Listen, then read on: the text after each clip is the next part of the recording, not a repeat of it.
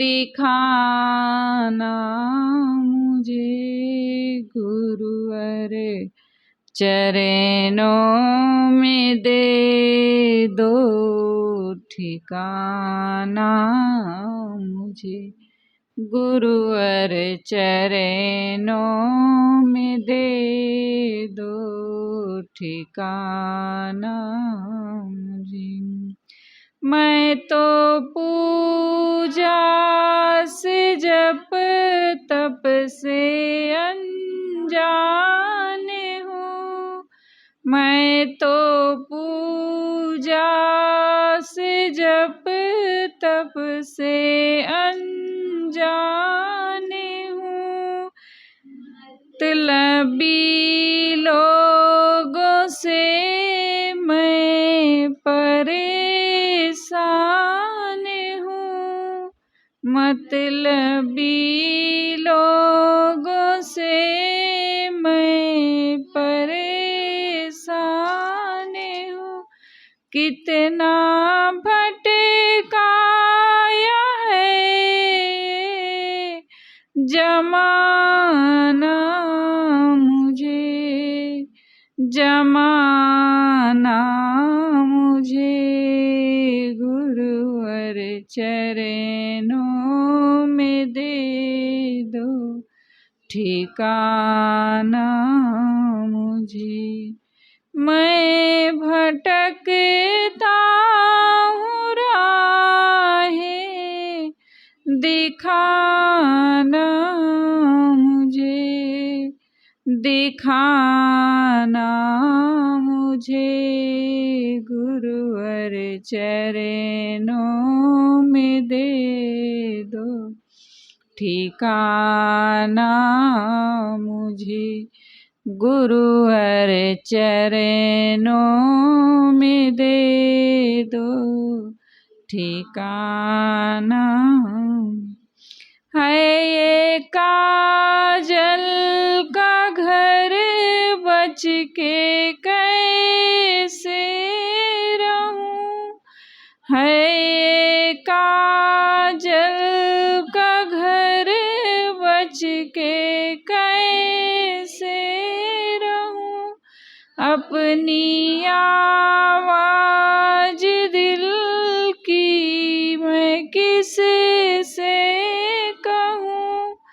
अपनी आवाज दिल की मैं किससे कहूँ। इस मुसीबत से तू ही बचाना मुझे, बचाना मुझे गुरुवर चरणों में दे दो ठिकाना मुझे।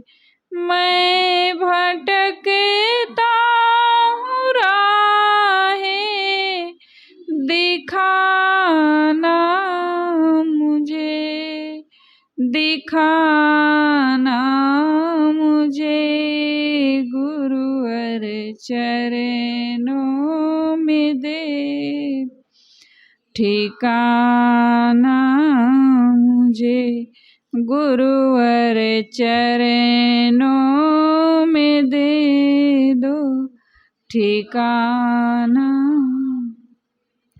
तन कहीं और है मन कहीं और है। तन कहीं और है मन कहीं और। सुख की चाहत का भारी यहाँ दौर है। सुख की चाहत का भारी यहाँ दौर। इस समुंदर में अब ना बहाना मुझे, बहाना मुझे गुरुवर चरणों ठिकाना मुझे गुरुवर चरणों में दे दो ठिकाना। कौन कहता है शिष्यों से तू दूर है, कौन कहता है शिष्यों से तू दूर, हर तेरा फैसला मुझको मंजूर है, हर तेरा फैसला मुझको मंजूर। तुझको भूलूं दिन ना दिखाना मुझे, दिखाना मुझे गुरुवर चरणों में दे दो ठिकाना मुझे। मैं भटकता हूँ राहें, दिखाना मुझे, दिखाना मुझे गुरुवर चरणों में दे दो ठिकाना मुझे, गुरुवर चरणों में दे दो ठिकाना मुझे। इसमें शिष्य सद्गुरु से प्रार्थना कर रहा है। क्या कह रहा है? हे गुरुदेव, मुझे अपने चरणों में ठिकाना दे दो। दुनिया में कहीं ऐसी जगह नहीं है जहाँ पर आ करके हम अपने मन की तपन को बुझा सकें। सद्गुरु की शरण ही है कि जहाँ पर हमारे मन की तपन बुझ जाएगी। बाकी सारा संसार जल रहा है, ये जग जरते देखिया अपनी अपनी आग, ऐसा कोई न मिला जासो रहिए लाग। भले सद्गुरु कबीर साहब कह रहे हैं कि ऐसा कोई नहीं मिला, लेकिन हम लोगों को मिला कोई। कौन मिला? सद्गुरु मिले कि जहाँ पर जा करके जिनकी शरण में रह करके हम अपने मन की तपन को बुझा सकते हैं। और कहीं ऐसी जगह नहीं है, क्योंकि लोग अपने ही बनाए दुख में जल रहे हैं। तो जो स्वयं जल रहा है वो दूसरों को कहाँ से शांति दे सकता है, कहाँ से शीतलता दे सकता है? शीतलता वही देगा जो शीतल होगा। और शीतल कौन है? संत जन है। अगर जग में होते साथ नहीं जरी मरता संसार। सारा संसार अगर संत गुरु जन ना होते, भारत चला जात पाताल। यदि वे संत गुरु ना होते, यदि संत गुरु जन ना होते, तो फिर आज कहाँ लोगों को शीतलता का ठिकाना मिलता? कहीं नहीं है जगह। तो इसमें साधक सद्गुरु से प्रार्थना कर रहा है कि हे गुरुदेव, अपने चरणों में मुझे सहारा दे दो, ठिकाना दे दो, जहाँ पर रह करके हम अपने दिल के जलते हुए मन को हमारे सहारा मिल सके, आधार मिल सके। मैं भटकता हूँ राहें, दिखाना मुझे। मैं भटक गया हूँ इस संसार के मोह माया के जाल में, संसार के प्रपंच में मैं भटक गया हूँ। संसार मुझे अच्छा लग रहा है, हमें उसी में सुख दिख रहा है। इस भटकते हुए मन को रास्ता बता दो, ऐसा रास्ता दिखा दो जिस पर वो चल करके अपने मन को एक शांति का आधार दे सके, जहाँ पर रह करके वो अपने आप का कल्याण कर सके। ये जो मेरा मन है ये संसार के मोह माया में भटक गया है। अनेक प्रकार के संसार में प्राणियों का तो मोह है ही, पदार्थों का लोभ है, धन का लोभ है और प्राणियों का मोह है। इनमें तो मन भटका ही है और भी भटक जाता है। कहाँ और भटक जाता है? देवी देवता में भटक जाता है कि देवी हैं, देवता हैं, कहीं भूत प्रेत है, कहीं ईश्वर परमात्मा है, जो इससे ऊपर उठ जाते हैं थोड़ा। घर गृहस्थी से छूट गए, माया के बंधनों से छूट गए, तो वो जा करके ईश्वर परमात्मा में अटक गए। वहाँ जा करके तपस्या कर रहे हैं, कोई खड़ेश्वरी बने हुए हैं, कोई जल शयन कर रहे हैं, कोई पंचाग्नि ताप रहे हैं, कोई देखो तो फिर ऐसे ही उपवास कर रहे हैं, कोई हवन तर्पण कर रहे हैं। अनेक प्रकार के भ्रम मान्यता में पड़ के आदमी भटक गया है। कहाँ से भटक गया है?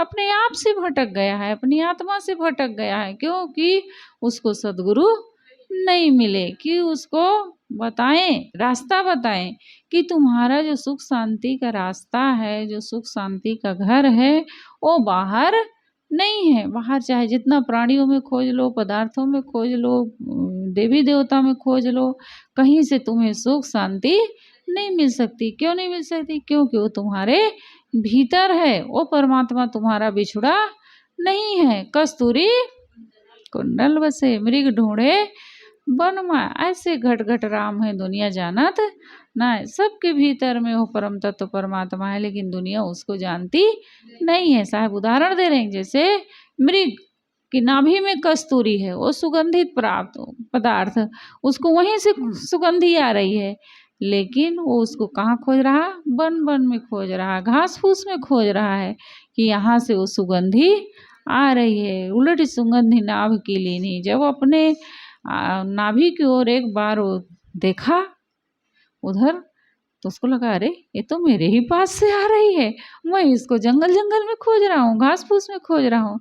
ऐसे जब मनुष्य है, जब उसे सद्गुरु मिल गए और पलट करके वो अपनी की ओर देखा, अपनी आप की ओर झांका, तब लगा करे ये शांति का सागर तो हमारे भीतर लहरा रहा है, ये तो हमारे भीतर ही भरा है। और हम जाके आंगन नदियाँ बहे सो कस मरे प्यास, वो नदी सुख शांति की हमारे भीतर बह रही है, लेकिन हम उसको बाहर खोज रहे हैं कि बाहर जब मिल जाएगा ब्रह्म परमात्मा तब हमें सुख शांति मिल जाएगी। तो साधक क्या कह रहा है? मैं भटकता हूँ राहें दिखाना मुझे, हे गुरुदेव मुझे शांति का रास्ता दिखाना। क्यों? क्योंकि मैं संसार के मोह माया में भटक गया हूँ कि हमें सुख शांति वहाँ से मिलेगी। आगे और साधक प्रश्न कर रहा, क्या कह रहा है? मैं तो पूजा से जब तब से अनजान हूँ, मैं इन सब चीज़ों से अनजान हूँ, मुझे इसका पता नहीं है कि कैसे तुम्हारी पूजा करूँ, कैसे तुम्हारी प्रार्थना करूँ, कैसे तुम तपस्या करूँ कि मैं आपको खुश कर सकूं या उस परम तत्व परमात्मा को पा सकूं। मैं तो पूजा से जब तब से अनजान हूँ। और आगे क्या करा? मतलबी लोगों से मैं परेशान हूँ। सारा संसार जो है वो कैसा है? मतलबी है, सब अपने मतलब के हैं। कौन गैर मतलबी है? केवल सद्गुरु है। सद्गुरु को कोई मतलब हमसे नहीं है, मतलब तो हमारा उनसे है, क्योंकि हमसे उन्हें कुछ पाना है, कुछ लेना है, उनकी शरण में रहना है। केवल सद्गुरु हैं जिनको हमसे कोई स्वार्थ नहीं है। और दुनिया के जितने भी प्राणी हैं, चाहे अपना पति है, पत्नी है, पुत्र है, बहू है, सबको हमसे कोई न कोई स्वार्थ है। लेकिन सद्गुरु जो होते हैं उनको हमसे कोई स्वार्थ नहीं, तो निस्वार्थ हमारी सेवा करते हैं, और निस्वार्थ भाव से हमारा सब प्रकार से हमारी रक्षा करते हैं। तो क्या कह रहा? मतलबी लोगों से मैं परेशान हूँ। कितना भटकाया है ये जमाना मुझे। आज तक इस संसार में मैं कितना भटका हूँ। अनादि काल का समय बीत गया भटकते भटकते, हमें कहीं आधार नहीं मिला। इस भटकते हुए मन को कहाँ मिलेगा ठिकाना?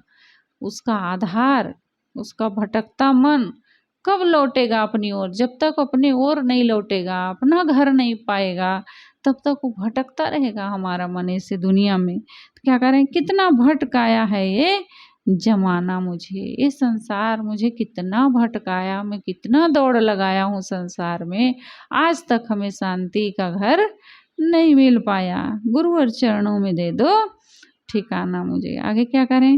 हाय काजल का घर बच के कैसे रहूं? ये संसार जो है क्या है? काजल का घर है। जैसे काजल की कोठरी में कैसे हुसैन जाए, काजल की एक रेख लगी है। कहावत है कि काजल की कोठरी में कोई जाएगा तो उसमें कहीं न कहीं से उसको दाग लग जाएगा। अब इस काजल के घर में ये शरीर और संसार क्या है? काजल का घर है, क्योंकि यहाँ पर फंसने की जगह है, शरीर में ही हम हैं, लेकिन इसमें भी हमारा मन ही हमारे लिए सबसे बड़ा कुसंग है। हमारा मन ही हमारे लिए सबसे बड़ा कुसंग है। मन ही अनेक प्रकार के विकार उठते रहते हैं, कभी लोभ के, कभी मोह के, कभी क्रोध के, कभी काम के, ऐसे अनेक प्रकार के विकार हमारे मन में उठते रहते हैं। वही हमारे लिए काजल का घर है। अब हम अगर उसके चढ़ पड़ गए चक्कर में मन के, तो फिर स्वाभाविक है फिसल जाना। अपने पद से हम जरूर फिसल जाएंगे, क्योंकि वो मन बार बार हमें गिरा रहा है, पतित कर रहा है। अब सावधान अगर नहीं रहेंगे, सदगुरु का आधार लेकर के नहीं रहेंगे, तो फिर स्वाभाविक है फिसल जाना। तो क्या करें? है काजल का घर बच के कैसे रहूं? ये जो सारा संसार है, ये जो शरीर है, ये मोह माया का घर है। अब इसमें मैं कैसे बच करके रहूं इस संसार में? अब उसके बचने का रास्ता क्या है, आप लोग बताओ। स्वरूपा कैसे बचोगी? शील प्रिया कैसे बचोगी?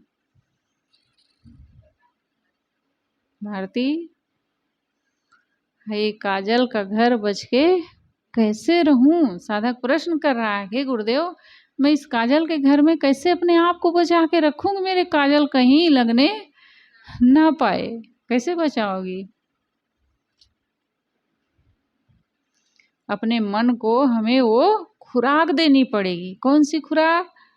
स्वाध्याय की, ध्यान की, मनन की, चिंतन की, भक्ति की, सेवा की, त्याग की, इसकी हमें मन को खुराक देनी पड़ेगी। हमें सत्संग का आधार लेना पड़ेगा, स्वाध्याय का आधार लेना पड़ेगा, ध्यान का आधार लेना पड़ेगा और सेवा का आधार लेना पड़ेगा। सबसे ज़्यादा हमें सेवा में अपने मन को लगाना है, क्योंकि सेवा से ही हमारा चित्त शुद्ध रह सकता है। कोई दिन रात पढ़ नहीं सकता है, सेवा करता है कुछ देर तब पढ़ता है तो उसका उसमें भी मन लगता है। तो इन सब चीज़ों की हमें मन को खुराक देनी पड़ेगी, तब हम इस काजल के घर में अपने आप को बचा के रह सकते हैं। कोई दिन ऐसा हमारा नहीं जाना चाहिए जिस दिन हम स्वाध्याय ना करें। स्वाध्याय नहीं कर पा रहे हैं, नहीं टाइम मिल रहा है, तो थोड़ा मनन चिंतन ही कर लो। जो हम सुने हैं, पहले सुने, कुछ गुनगुना लो, कुछ याद कर लो, कुछ तो कर ही लेना चाहिए। अगर हम नहीं करेंगे तो फिर मन जो है उन्हीं का चिंतन करेगा, विषयों का चिंतन फिर करेगा। कबीर साहब ने क्या कहा? कबीर मन तो एक है, भावे तहाँ लगाओ। भावे गुरु की भक्ति कर, भावे विषय कमाओ। मन तो एक ही है ना भाई, उसको तो कुछ ना कुछ हमें देना पड़ेगा। मन तो एक है। अब उससे हम अगर सोचेंगे कि हम ना दें उसको, आध्यात्मिक खुराक नहीं देंगे, तो फिर स्वाभाविक है वो भौतिक खुराक फिर अपने आप को तो मिल जाएगी उसको उससे देने की जरूरत नहीं है। क्यों? क्योंकि अनादिकाल से हमें वो मिला है, उसके हम अभ्यासी बने हुए हैं। इसके अभ्यासी नहीं है, इसका अभ्यास करना पड़ेगा। और वो तो अनादिकाल से उसका अभ्यास हमें हुआ है, अनादिकाल से भोगते आए हैं, तो उसका अभ्यास स्वाभाविक है। लेकिन अध्यात्म की जो खुराक है, इसका अभ्यास हमें करना पड़ेगा, इसको देना पड़ेगा, तब मन जा करके निर्मल बनेगा। तो क्या करें? है काजल का घर बच के कैसे रहूं इस संसार में? हे गुरुदेव मैं इस संसार में, इस काजल के घर में, कोठरी में मैं कैसे अपने आप को बचा के रखूं? इसका रास्ता हमें बता दीजिए। अपनी आवाज़ दिल की मैं किससे कहूँ? साधक कह रहा है, हे गुरुदेव मैं अपने मन की बातों को किससे कहूँ? कोई मेरी बातों को यहाँ समझने वाला नहीं है। एक सद्गुरु हैं कि जो जिनके पास हम अपने मन की बातों को कह सकते हैं।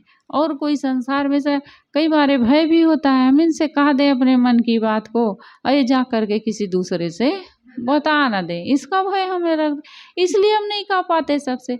लेकिन जो सद्गुरु होते हैं उनके पास हम अपनी बात करते हैं तो हमारी बातों को फैलाते नहीं हैं, बल्कि क्या करते हैं, हमें उसमें रास्ता बताते हैं। बेटा इस रास्ते पर चलो, वो हमारी बातों को हजम करते हैं और हमें रास्ता बताते हैं। नहीं, वो हमारी चारों ओर और बुराई करेंगे, ये आदमी तो ऐसा है, ऐसा गिरा है, ऐसा पतित है, ऐसा वो नहीं करते हैं, बल्कि हमें उसमें जीने का ढंग बताते हैं, रास्ता बताते हैं। तो क्या करें? क्या कह रहा साधक? अपनी आवाज़ दिल की मैं किससे कहूँ, अपनी मन की बात को हम किससे बताऊँ, किसके पास कहूँ? कहीं मुझे कोई दिखाई नहीं पड़ता है। एक आप हैं जिसके पास हम अपने मन की बातों को कह सकता हूँ, उड़ेल सकता हूँ। और ऐसा हमारे जीवन में कोई न कोई होना चाहिए जिसके पास हम अपने मन की बातों को कह सकें। इस मुसीबत से तू ही बचाना मुझे, हे गुरुदेव, इस मुसीबत से आप मुझे बचा लीजिए। गुरुवर चरणों में दे दो ठिकाना। तन कहीं और है, मन कहीं और है। हम बैठे तो हैं सत्संग में और मन घूमे बाजार। कैसे पाएंगे हम फिर उस स्थिति को? हमारा मन तो कहीं और लगा रहता है। हम आ जाते हैं गुरु की शरण में, लेकिन मन जो है वो विषयों में लगा रहता है, परिवार की मोह में घूमता रहता है, खाने पीने में घूमता रहता है। तो फिर कैसे कल्याण होगा? ऐसे में तो कल्याण होने वाला नहीं है। हमें अपने मन को जहाँ है वहाँ पर अपने मन को हमें बैठाना पड़ेगा। बैठे हैं सत्संग में, लेकिन मन और कहीं चला गया है ना मधु? जाता है कि नहीं जाता? मन जाता है कि नहीं जाता कहीं?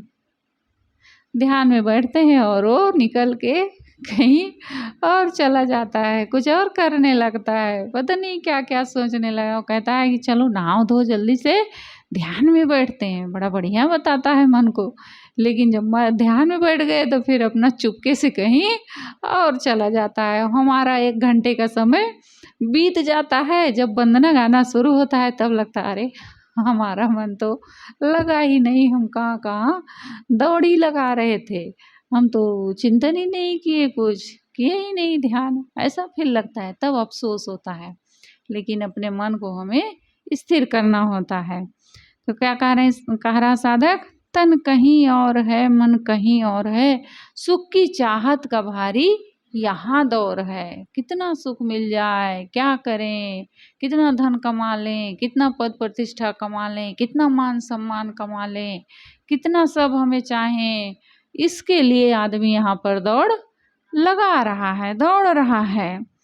इस समुंदर में अब ना बहाना मुझे था नहीं है। मन कितना पाना चाहता है, इसकी था नहीं है। जितना पाना, जितना मिलता जाता है उतना ही और की चाहना में दौड़ता जाता है। उसको नहीं लगता है कि बस जितना हमारे पास है उतना बहुत है। संतोष नहीं है भीतर में। जितना हमें मिला है उतना बहुत मिला है, हम चाहे तो उतने में हम संतुष्ट रह सकते हैं, लेकिन नहीं रहते हैं संतुष्ट। और की चाहना में आदमी दौड़ रहा है। जितना धन मिल जाए, जितना मान सम्मान मिल जाए, जितना पद प्रतिष्ठा मिल जाए, उसमें वो संतुष्ट नहीं होता है। अब देख लीजिए गांव में क्या होता है, पहले पंच बनते हैं, पहले पंच बनते हैं ना, अब पंच के बाद क्या सोचने लगते हैं, सरपंच बन जाऊं तो ज़्यादा ठीक है। अब सरपंच बन गए तो क्या सोचने लगते हैं, हाँ जनपद सदस्य बन जाऊं, फिर क्या बन जाऊं, अब जिला विधायक बन जाऊं, फिर उसके बाद सांसद बन जाते हैं, फिर मुख्यमंत्री बन जाते, वो फिर चाहना दौड़ती जाती है। नहीं तो चाहते तो पंच सरपंच में ही संतुष्ट हो जाते, लेकिन नहीं होता है मन। क्यों? क्योंकि मन को और चाहिए। ये तन की भूख तनिक है, शरीर की आवश्यकता थोड़ी है, और मन की भूख अथाह है। और आगे क्या कहते हैं साहब? और तन की भूख तनिक है, तृप्त पाया शेर। शरीर की आवश्यकता कितनी है? 1 पाव 1 शेर। लेकिन मन की भूख अथाह है, तृप्त न पाए सुमेरु। साहब कहते हैं मन की भूख जो है ये अथाह है, इसको सुमेरु पर्वत सोने का है, कहते हैं सुमेरु पर्वत। अब वो इतना बड़ा सुमेरु पर्वत सोने का मिल जाए तो भी मन की भूख नहीं मिट सकती, इसका थाह लगा पाना बड़ा कठिन है। तो क्या कह रहे हैं, इस समुंदर में अब ना बहाना मुझे। मैंने बहुत दौड़ लगाई संसार समुद्र में, संसार कहीं बाहर नहीं, हमारा मन ही हमारे लिए समुद्र है, क्योंकि उसी में हम दौड़ रहे हैं अपने मन में। संसार में पूरे कौन दौड़ पाएगा, भीतर ही हमारे सबसे बड़ा समुद्र है। इस समुद्र को हमें पार करना है। साहब क्या कह रहे हैं, इस समुद्र में अब ना बहाना मुझे। हे गुरुदेव, मुझे अब इस संसार, इस समुद्र में अब ना दौड़ लगवाओ, बहुत दौड़ लिए, अब मन को तृप्त कर दो हमारे। कौन कहता है शिष्यों से तू दूर है, कितना बढ़िया शब्द है। कौन कहता है कि गुरुदेव आप शिष्यों से दूर रहते हो। जो गुरु बसे शिष्य समुंदर, बिसराए बिसरे नहीं जो गुण होए शरीर। कहीं भी गुरु रहें, लेकिन उनकी जो निगाह होती है वो कहाँ होती है, अपने शिष्यों पर होती है। कहीं वो बिगड़ने न पाए, कहीं वो भटकने न पाए, उनके लिए वो हमेशा सोचते रहते हैं। गुरुदेव जी के जीवन को हम लोग देखें कि हम लोगों के लिए वो कितनी सुरक्षा सोचते थे गुरुदेव जी। और वो नियम सब कहाँ शुरू करते थे, अपने ऊपर से शुरू करते थे कि कहीं ऐसा ना हो कि कभी कोई मतलब गड़बड़ी आ जाए इन लोगों के बीच में। साध्वियाँ हैं, छोटी छोटी बच्चियाँ हैं, गुरुदेव जी पैर भी नहीं छूना है, पैर भी नहीं छूना है। इसके लिए भी नियम बनाए कि साध्वियों को किसी पुरुष जाति का पैर नहीं छूना है। कोई ज़रूरत नहीं, दूर से बंदगी कर लो, हो गई बंदगी। अब हम लोगों का अभ्यासी मन अनादिकाल का दौड़ के पैर छूने को, चरण छुए बिना अधूरा लगता था। बंदगी तो कर लिए, लेकिन जब तक चरण नहीं छूते थे ऐसा लगता था बंदगी ही नहीं किए हैं, बड़ा अटपटा लगता था। लेकिन गुरुदेव जी क्या कहे, बेटी मैं इसको तुम लोगों के कल्याण के लिए कर रहा हूँ, ऐसा तुम लोगों के कल्याण के लिए कर रहा हूँ कि चरण नहीं छूना है किसी का।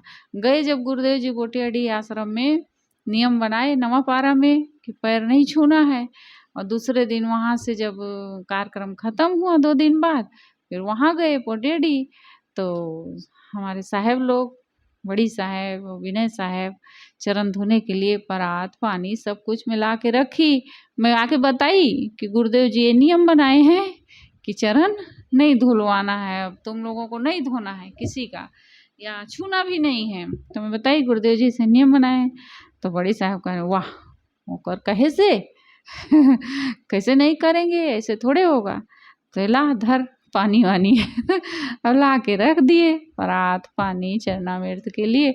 अब गुरु जी आए और पैर सीधा ऊपर ऐसे करके पलथी मार के बैठ गए। अब बड़ी साहब जाके खड़ी हुई, लाइए मतलब धोने के लिए। गुरु जी कहे देखो बताए नहीं तुमको, मैं ऐसा नियम बनाया हूँ।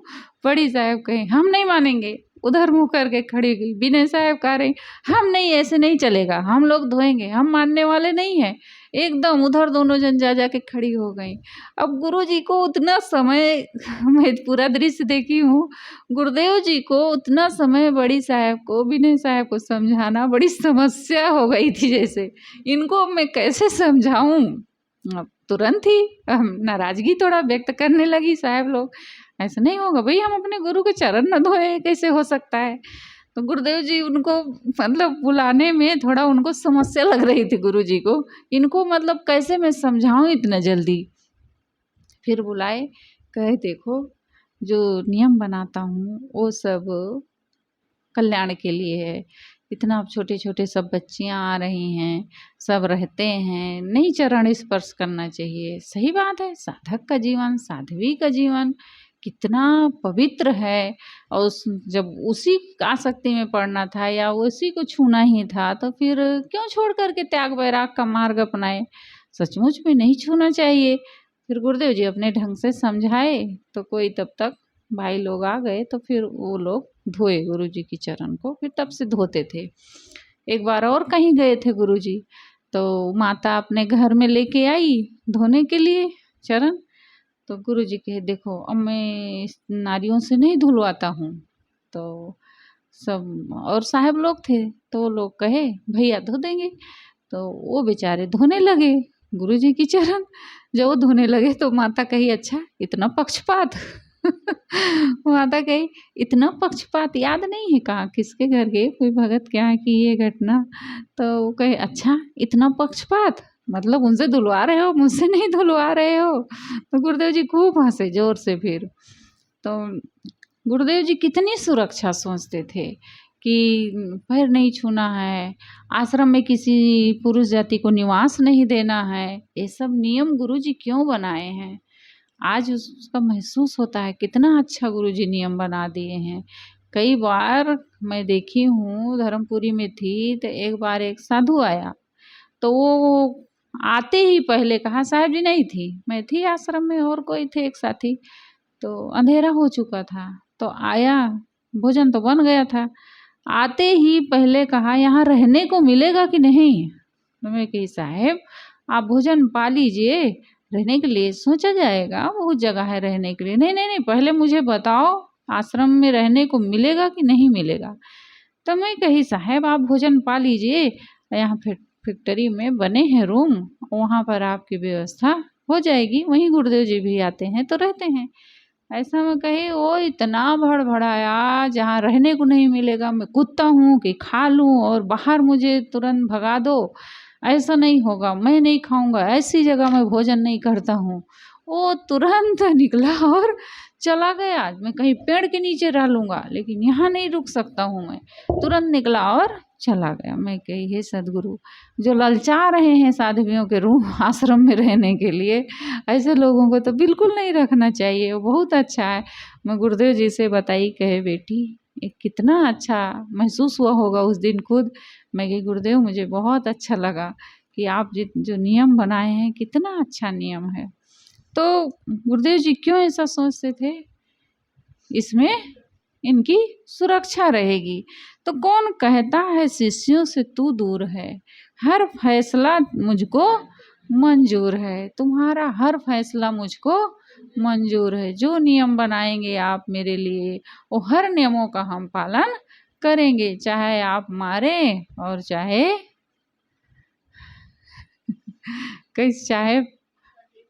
प्यार दें और चाहे फटकार दें, जो कुछ भी करें हमारे लिए वो सब सिर माथे है। गुरु की शरण, उनकी आज्ञा, हर जो कुछ हो दें हमें, वो सब हमें स्वीकार कर लेना चाहिए और उनकी बताए आज्ञा का हमें पालन करना चाहिए, ना कि उलट करके और उनसे लड़ जाना चाहिए कि हमारे साथ ऐसा कर रहे हो। वो जो कुछ हमारे लिए कर रहे हैं वो हमारी भलाई के लिए कर रहे हैं। जो कुछ भी करते हैं हमारी वो भलाई रहती है उसमें। हमें नहीं सोचना चाहिए कि हमें नाराज, हमें डांट रहे हैं तो ये हमसे हमारा इसमें अहित है। उनकी डांट में भी हमारा हित छिपा होता है, लेकिन हम लोग क्या समझते हैं, ये हमारा ऐसे सोच रहे हैं, हमें ऐसा कह रहे हैं, वैसा कह रहे हैं, हमें डांट रहे हैं, सबके सामने हमें ऐसा कह दिए। अरे कोई बात नहीं है, उसमें हमारा ही भला होगा कोई न कोई। वो जरूर हमारे कोई गलत अंश है उसको काट करके निकाल रहे हैं। कहा जाता है कि एक साधक और एक गुरु शिष्य दोनों जंगल जंगल जा रहे थे। कहाँ है तुम्हारा ध्यान, वही देखो, फिर उठा ले जाओ, वहां कीड़ा मकोड़ा ही देखती रहो। ध्यान से सुनना चाहिए क्या हो रहा कहाँ। अभी पूछेंगे तो बता नहीं पाओगे क्या बोली हूँ, चलो बताओ।